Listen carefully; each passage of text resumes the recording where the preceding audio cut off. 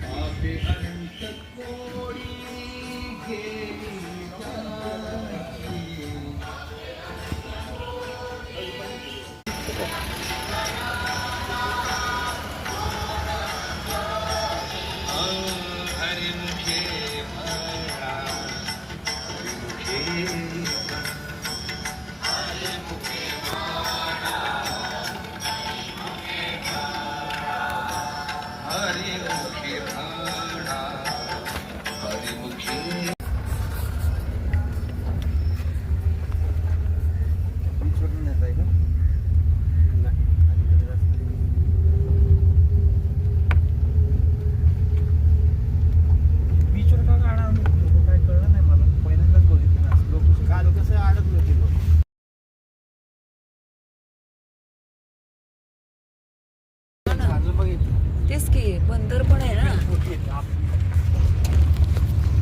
ते काय बंदर आहे. बंदर असं नसतंय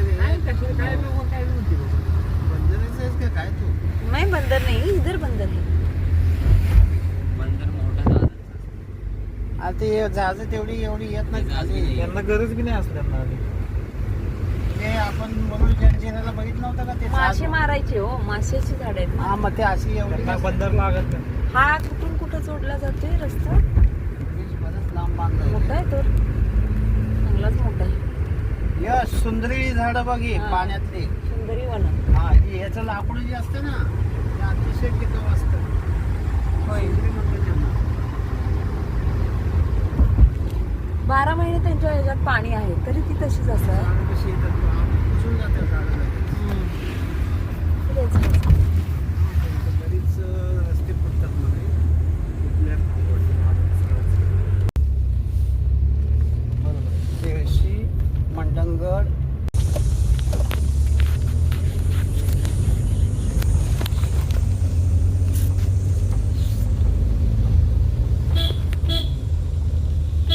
मंदिर एकदम सुरेख सुंदर, वादच नाही.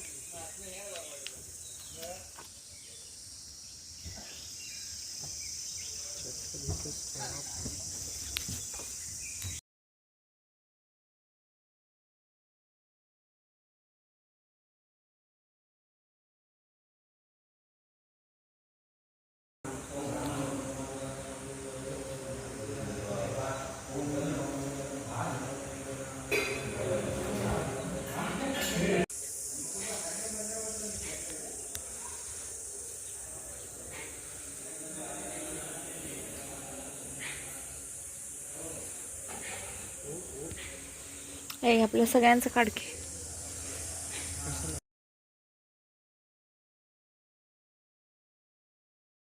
आलं होतं इथे आंजर्ल्याच्या कड्यावरच्या गणपतीला. गणपतीचं दर्शन झालं. आता आम्ही निघतोय पुढे जायला. खूप छान मंदिर आहे, कधी आला तर तुम्ही नक्की इकडे भेट द्या. खूपच मस्त आहे मंदिर. इथपर्यंत आल्याचं सार्थक झालं. चला तर निघूया. इकडे तयारी चालली. सकाळी 9:30 वाजलेले आहेत. सकाळी सकाळी छान दर्शन झाले आमचं. रोरोमधून आपल्याला गाडी घेऊन जायचं आहे. लाईनमध्ये थांबलो आहे. इकडे रोरो सेवा आहे, तर त्याच्यामध्ये आपल्याला एक नवीन अनुभव घ्यायचा आहे. त्याच्यातून आपल्याला आपली गाडी घेऊन जायचं आणि आपण पण जायचं. चला बघूया. आत्ता गेलेली आहे, नंबरमध्ये थांबलो आहे.